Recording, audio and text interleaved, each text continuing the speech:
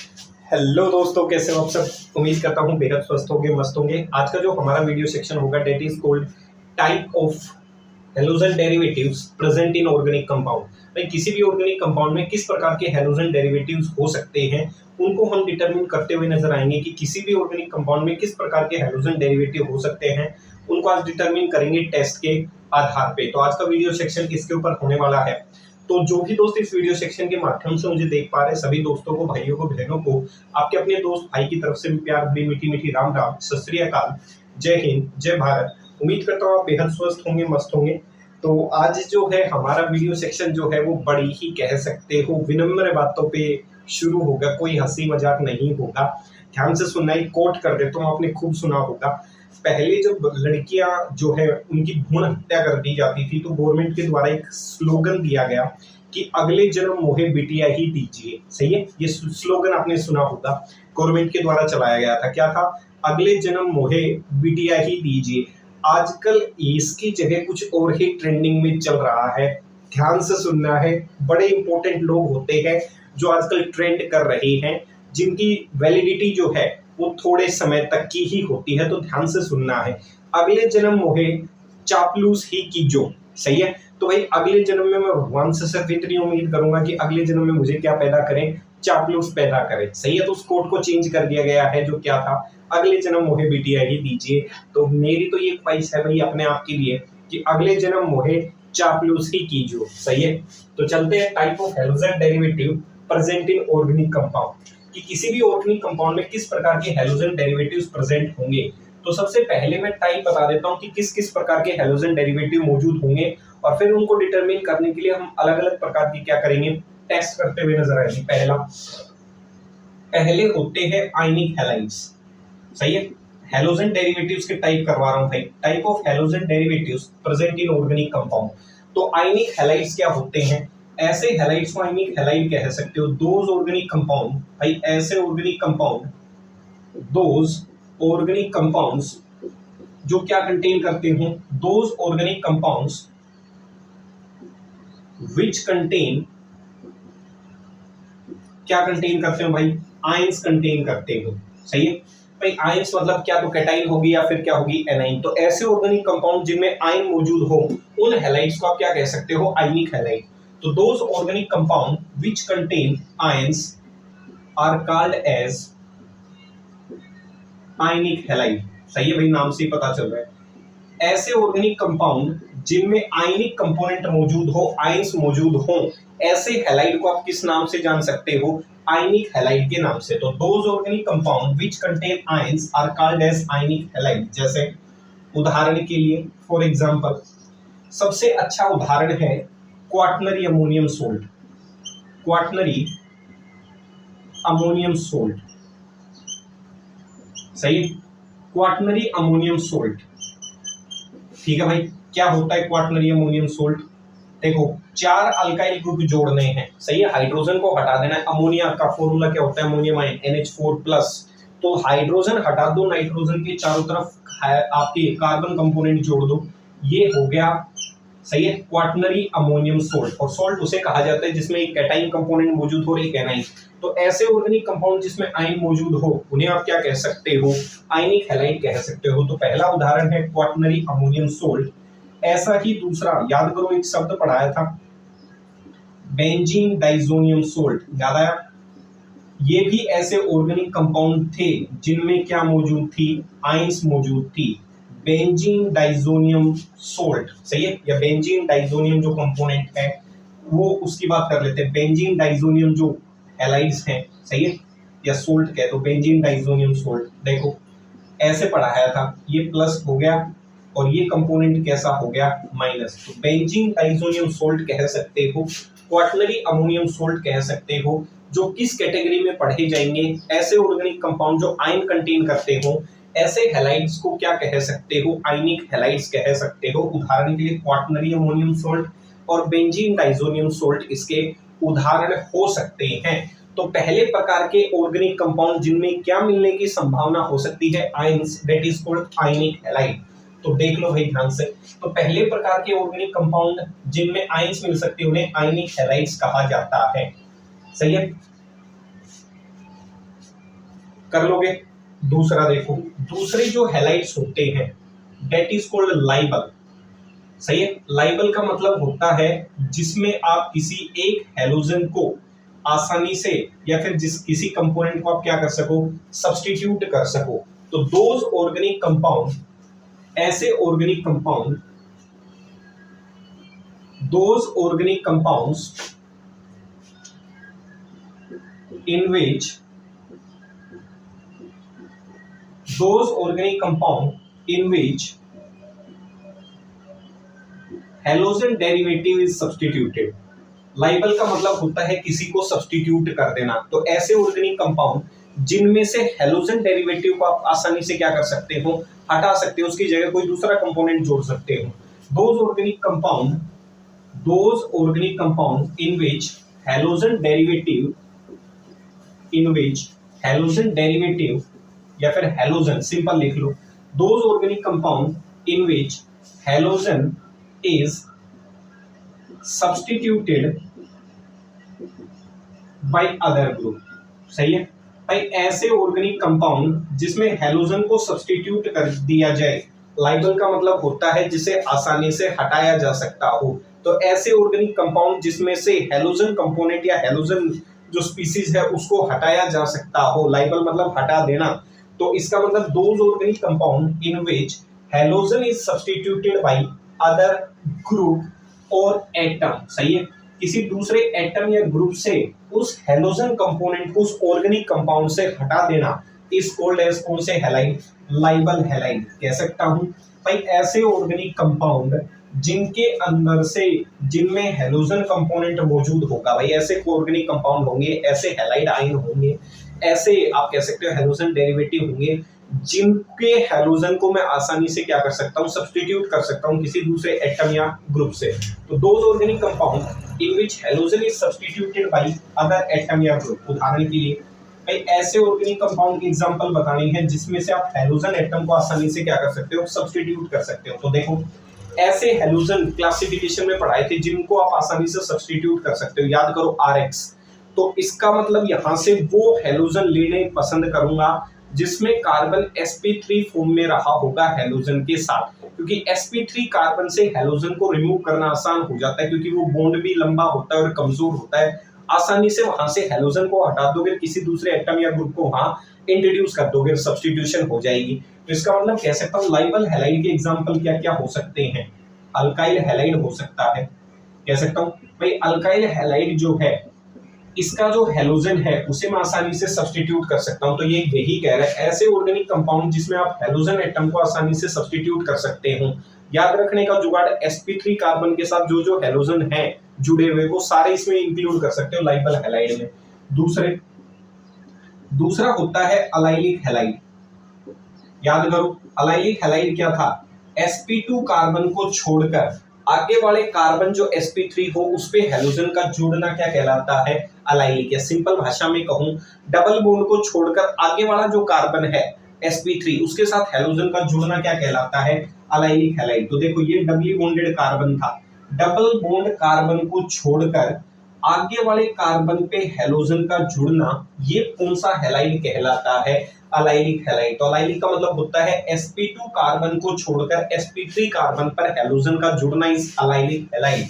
तीसरा हमने पढ़ा था लाइबल हैलाइड में क्या आ सकते हैं, अर्जाइलिक। अर्जाइलिक में क्या था, अलाइलिक में तो क्या था भाई डबल बॉन्ड को छोड़कर, अर्जाइलिक में क्या हो जाएगा मेरे मित्र, ट्रिपल बॉन्ड को छोड़कर हेलोजन का जुड़ना ही क्या कहलाता है, अर्जाइलिक। चौथा एग्जांपल याद करो जिसमें कार्बन sp3 था, हेलोजन को सब्स्टिट्यूट कर सकता था, बेंजाइलिक हैलाइड कह सकता हूं। तो बेंजाइलिक हैलाइड मतलब ये बेंजीन के ऊपर CH3 ग्रुप था, उसके H को हटा के हेलोजन जोड़ा था, दैट इज बेंजाइलिक हैलाइड। तो बेंजाइलिक हैलाइड में भी कार्बन sp3, ये भी sp3, ये भी sp3, ये भी sp3, और sp3 कार्बन से हेलोजन को रिमूव करना किसी ऑर्गेनिक कंपाउंड के अंदर बड़ा ही आसान कार्यक्रम है। आप उसे बड़ी ही आसानी से क्या कर सकते हैं बाबू भाई, रिमूव कर सकते हैं। तो दूसरा ये है लाइबल हैलाइड, ऐसे ऑर्गेनिक कंपोनेंट जिसमें हैलोजन एटम को सब्स्टिट्यूट कर दिया जाए किसी दूसरे एटम या ग्रुप से, तो ऐसे हैलाइड को आप क्या कह सकते हो? लाइबल हैलाइड कह सकते हो। सही है, पहचान लोगे भाई? देख लो एक बार तसल्ली से। सही है, ध्यान से सुनो। आजकल पड़ोस में भी क्या है, पड़ोस में हो, रिश्तेदारी हो, किसी भी प्रकार के हो, तो आजकल लोग बड़े 420 हो चुके हैं। सही, सभी है, सभी इंक्लूड है उसमें।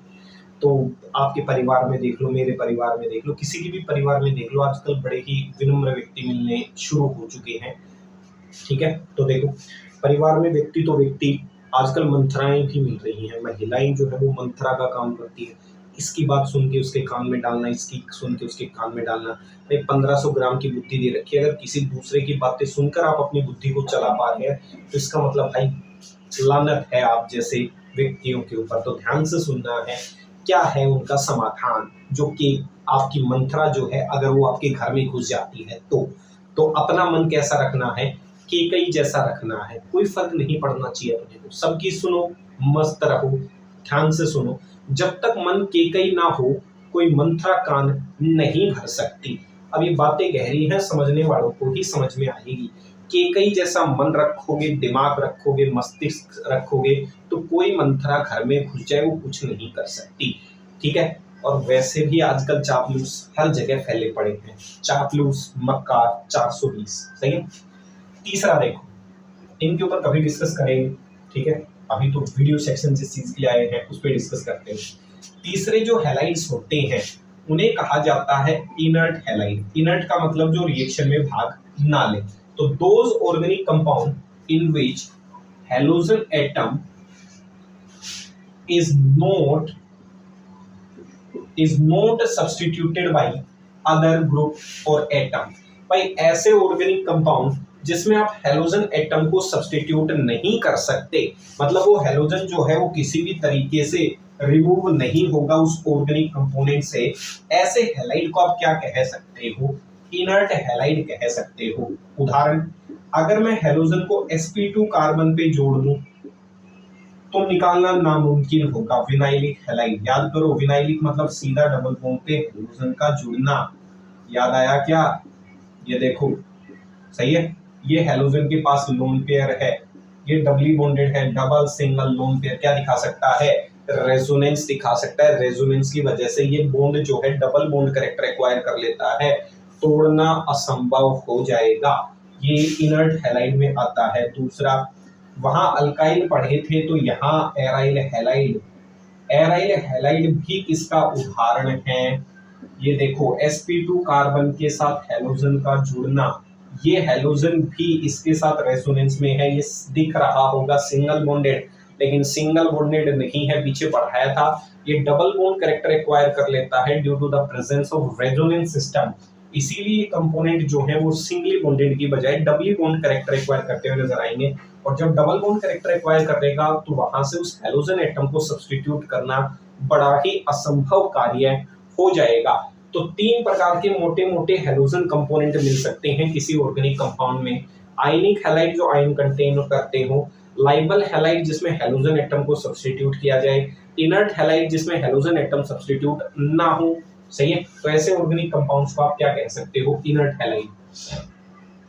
सही है, अब देखो, अब इनके टेस्ट दिखा देता हूं। सही है, कि आप कैसे पता करोगे कि किसी ऑर्गेनिक कंपाउंड में आयनिक हैलाइड है, इनर्ट हैलाइड है या फिर लाइबल हैलाइड है। अब देखो साफ साफ दिख रहा है, इनर्ट वाला तो रिएक्शन में भाग लेते हैं नहीं, तो उसके तो टेस्ट करने की आवश्यकता है नहीं। सही है, तो डिटर्मिनेशन किसके आधार पे? टेस्ट के आधार पे।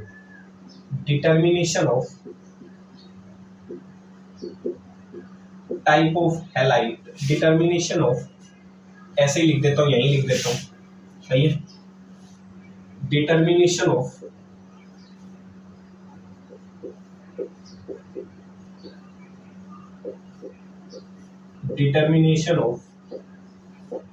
Type of halogen derivative present in organic compound. तो किसी भी ऑर्गेनिक कंपाउंड में किस प्रकार के हैलोजन डेरिवेटिव प्रेजेंट होंगे आप डिटरमिन कर सकते हो। किसके आधार पे? On the basis of test. कुछ एक टेस्ट करने हैं। सही है, जैसे मान लो आयनिक हैलाइड मौजूद है किसी ऑर्गेनिक कंपाउंड में, मान लेता हूं कोई ऑर्गेनिक कंपाउंड होगा, उसमें क्या मौजूद है, आयनिक हैलाइड मौजूद है। तो क्या करना है आपको, आपको सिर्फ इतना करना है, to the solution of ionic halide का सॉल्यूशन तैयार करो पहले, to the solution of ionic halide, to the solution of ionic halide and aqueous solution of AgNO3 is added। इसके बाद क्या होगा, स्टेप नंबर 2, आफ्टर दिस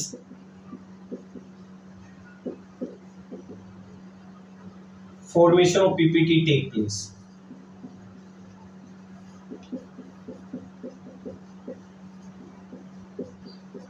सही है, आपको क्या करना है, आयनिक हैलाइड जो है भाई, कोई ऑर्गेनिक कंपाउंड जो है वो आयंस कंटेन कर रहा होगा, उस आयनिक कंपोनेंट को लेना है, उस आयनिक हैलाइड को लेना है और उसके अंदर बाहर से AgNO3 का सॉल्यूशन डाल देना है। अगर उस सॉल्यूशन में, उस बीकर में, कंटेनर में किसी भी प्रकार की अगर पीपीटी बन जाए तो आप मान के चल सकते हो कि उस ऑर्गेनिक कंपाउंड में किस प्रकार का कंपोनेंट मौजूद होगा, आयनिक हैलाइड नाम का कंपोनेंट मौजूद होगा। देखो ध्यान से सुनना है, मैंने क्या कहा, मैंने कहा फॉर एग्जांपल, मैं कह रहा हूं बेंजीन डाइजोनियम सोल्ट, सही है, मैं सिंपल लिख रहा हूं डाइजोनियम सोल्ट।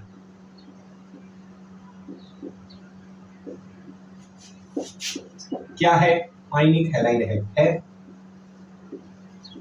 इसका आपने सॉल्यूशन तैयार किया, जैसे ही आपने इसका सॉल्यूशन तैयार किया, उठा के इसको आपने पानी में डाल दिया, प्लस AQ, सही है। स्टेप फर्स्ट, आयनिक हैलाइड का आपने क्या तैयार किया, solution, to the solution of ionic halide. जैसे ही इसका सॉल्यूशन तैयार किया, किसका, आयनिक हैलाइड का सॉल्यूशन तैयार करना है, आयनिक हैलाइड का सॉल्यूशन तैयार करना है। एक्वस में सॉल्यूशन तैयार कर दिया, एक्वस में जो कंपोनेंट है ये डिसोसिएट हो जाएगा, क्या प्रोड्यूस करेगा, Na+ अलग हो जाएगा और X- क्या हो जाएगा, अलग। स्टेप नंबर 2, AgNO3 ऐड कर दो, वो किसके साथ रिएक्ट कर जाएगा, उस X- के साथ, हैलाइड आयन के साथ, और क्या बना लेगा, AgX प्लस NO3-। इसके क्या बनेंगे, पीपीटी फॉर्म, और इसके जैसे ही पीपीटी बनेंगे, इससे ये बात साबित हो जाएगी कि उस ऑर्गेनिक कंपाउंड के अंदर आयनिक हैलाइड कंपोनेंट मौजूद है।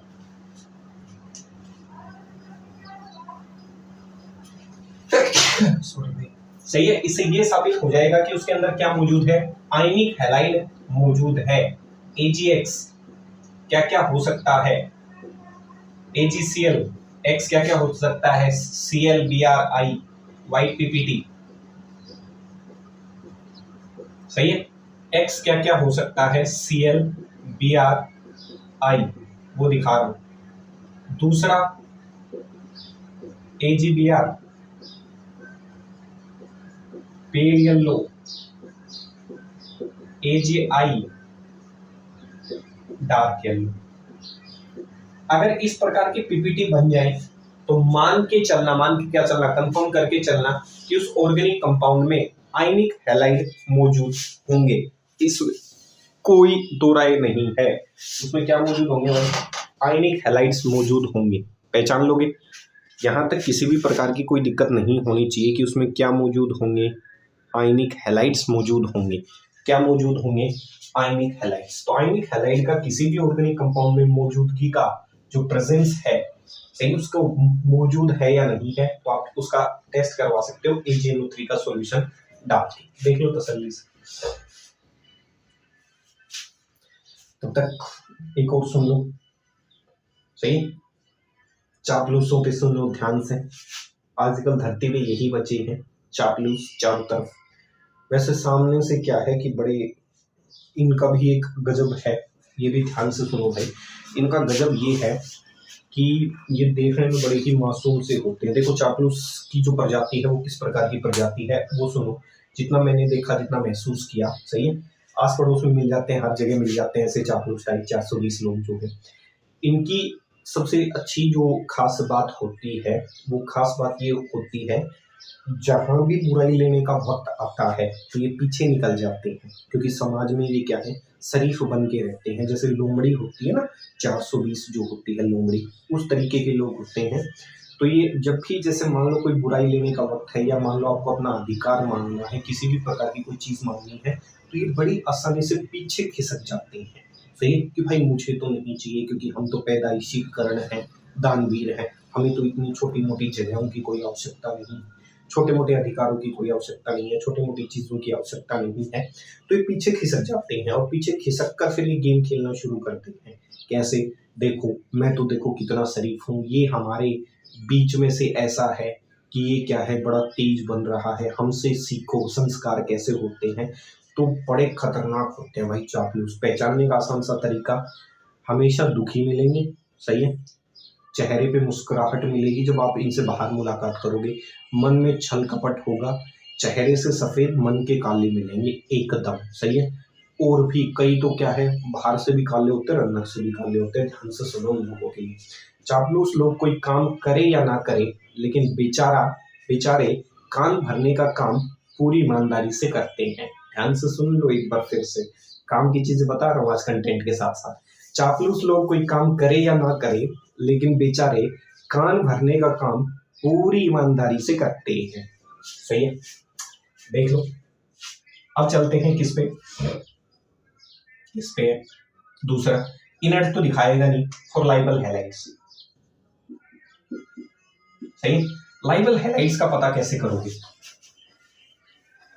लाइबल हैलाइड्स वो होते हैं जिसमें हेलोजन एटम क्या हो जाए, सब्स्टिट्यूट हो जाए। तो labile halides to the halogen compound, सही है भाई। ऐसे हेलोजन कंपाउंड होंगे जिनमें हेलोजन एटम क्या हो जाए, सब्स्टिट्यूट हो जाए, तभी तो वो लाइबल कहलाएगा। To the halogen compound an aqueous solution of base, और ज्यादातर बेस क्या मिलेगा, QH। भाई हेलोजन कंपाउंड के अंदर आपको क्या करना है, बेस का एक्वस सॉल्यूशन ऐड करना है। To the halogen compound an aqueous solution of base या KOH इज हीटेड स्ट्रांगली, सही है। इसके बाद क्या करोगे, step number 2। After this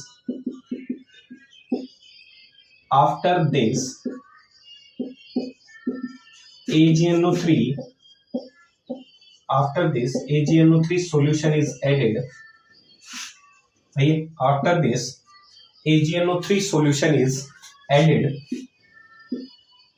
and heated again, इससे क्या होगा, if PPT are formed,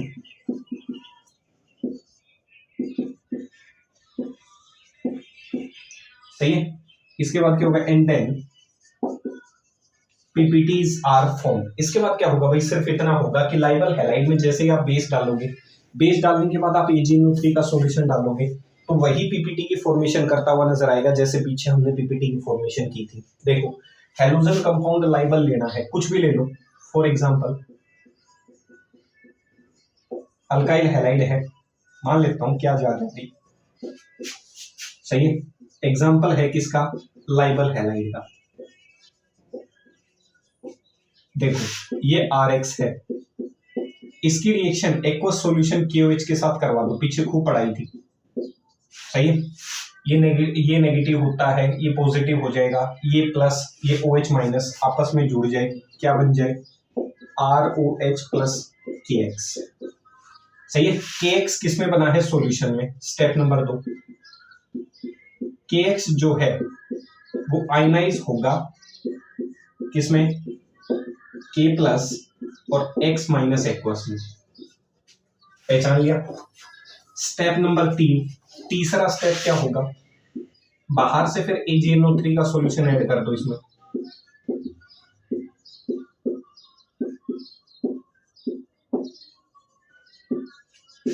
AgNO3 का जो भी सॉल्यूशन आपने ऐड किया है वो उस हैलाइड आयन के साथ रिएक्ट कर जाएगा और AgX बना लेगा। प्लस NO3 ग्रुप बाहर, सही है। AgX में जो X है वो क्लोरीन, ब्रोमीन, आयोडीन हो सकता है। AgCl, AgBr, AgI, इनके क्या बन जाएंगे? TPT। क्या बन जाएंगे भाई? TPT। अब तो याद हो जाने चाहिए भाई। देखो पहले स्टेप में हेलोजन हटाया गया है, सब्स्टिट्यूट किया गया है, सही है। यहां लिख सकते हो कौन सी रिएक्शन है ये? सब्स्टिट्यूशन। डेफिनेशन को ध्यान से पढ़ना। ऐसे ऑर्गेनिक कंपाउंड जिसमें हेलोजन एटम को सब्स्टिट्यूट किया जा सके, तो पहले में ही सब्स्टिट्यूट करके दिखा दिया, क्योंकि दिमाग में ये चल रहा होगा ये तो उस जैसा ही दिख रहा है, फिर क्या फायदा। नहीं भाई, पहले स्टेप में ही कौन सी रिएक्शन दिखा दी? Substitution reaction. तो देख सकते हो, ऐसा ही नहीं कि कुछ भी सेम छाप दिया, सही है। पेल येलो, डार्क येलो, ठीक है भाई। और इस वीडियो सेक्शन के साथ पहला हेलोजन डेरिवेटिव्स वाला जो चैप्टर है, अल्काइल एराइल हैलाइड, वो आज समाप्त हो जाता है, ठीक है भाई। काफी लंबे संघर्ष के बाद आपके और हमारे काफी अच्छा लगा इस चैप्टर को पूरा कर सही है। ध्यान से सुनो भाई, काम की बात बता रहा हूँ, ठीक है। ज्यादा नहीं, 2 मिनट लूंगा मैं आपकी। पड़ोसी हो, किसी भी प्रकार का कोई भी रिश्तेदार हो, किसी भी प्रकार के लोग आस पड़ोस के, सभी पे थोड़ी सी नजर बना के रखनी है। कैसे? ऐसे नहीं कि रात को उसके साथ बैठ के चुगली कर रहे हो। ये 420 लोगों के काम होते हैं, इनसे कुछ होगा भी नहीं, सही है। आजकल लंबे लंबे समय तक बैठ के किसी दूसरे की बात करते, भाई अपने अंदर तो देखो, तुम्हारे अंदर ऐसी कोई काबिलियत है ही नहीं कि तुम्हारी कोई बैठ के बात करे, सही है। चापलूस व्यक्ति को ये सोचना चाहिए कि आप जिसकी भी बुराई कर रहे हैं या फिर जिसकी भी चीजें आप दबाने की या गमन करने की कोशिश कर रहे हैं, पहले अपने अंदर वो चीजें डेवलप करो कि आपके लिए भी बैठ के कोई लोग ऐसी बातें करें। अब तुम में कुछ ऐसी बात है नहीं, सही है, कि तुम्हारी बैठ के क्या कर सके, हम बातें कर सके। तो चापलूस जो है वो खुश हो जाते हैं कि हमने इसकी बुराई कर ली, उसकी बुराई कर ली। भाई बुराई उसी की होती है जिसमें कुछ बात होती है, चापलूस में कोई बात नहीं होती, सही है। वरना उसकी बुराई किसी दूसरे घर में होती, वो बैठ के थोड़ी करता बुराई। ध्यान से सुनो, विश्वास किस पे करना है? हर किसी पे विश्वास मत करो, क्योंकि हर जगह चापलूस घूम रहे हैं। किसी पर विश्वास करना है तो उनकी बातों पर नहीं, उनकी हरकतों पे ध्यान दो। ये बड़ा इंपॉर्टेंट है, सही है। बातों पे नहीं। चापलूस जो व्यक्ति होता है वो मीठी मीठी बातें करता है, और मीठा मीठी जो चीजें हैं वही कानों में जहर घोल देती हैं। तो हमेशा उसकी हरकतों पे ध्यान रखो। कैसे? अगर वो यहाँ बैठ के आपकी बुराई कर रहा है या आपके किसी परिवार वाले की किसी के बारे में कुछ कह रहा है, आपके बारे में कुछ कह रहा है, तो मान के चलो वही व्यक्ति जो है वो किसी दूसरे के पास भी जाएगा। तो उसकी बातों पे नहीं, उसकी हरकतों पे, सही है। हरकतों से विश्वास करना है, ऐसे ही नहीं किसी से। ये मैं अपने पर्सनल एक्सपीरियंसेस के आधार पे बता रहा हूँ, ठीक है भाई। एक और सुन लो। पहले क्या है, परिवार हुआ करते थे, आजकल तो परिवार फॉर्मेलिटी वाले जैसे हो गए हैं, सही है। टेम्परेरी परिवार है आजकल, कोई परिवार नहीं होते, कोई रिश्ते नाते ज्यादा अहमियत नहीं रखते जब से चापलूस घुसे हैं इस फील्ड के अंदर। तो ध्यान से सुनो, पहले पड़ोसी भी परिवार होते थे, अब परिवार भी पड़ोसी हो गए हैं। तो देख सकते हो आजकल के रिश्तों की अहमियत। मिलेंगे फिर अगले वीडियो सेक्शन में नए चैप्टर के साथ। तब तक स्टे सेफ, स्टे सिक्योर, माता पिता का ध्यान रखें। जय हिंद, जय भारत। चापलूसों से सावधान। किससे सावधान? चापलूसों से सावधान, चापलूसों से सावधान, चापलूसों से सावधान, और मक्कारों से सावधान। जय हिंद।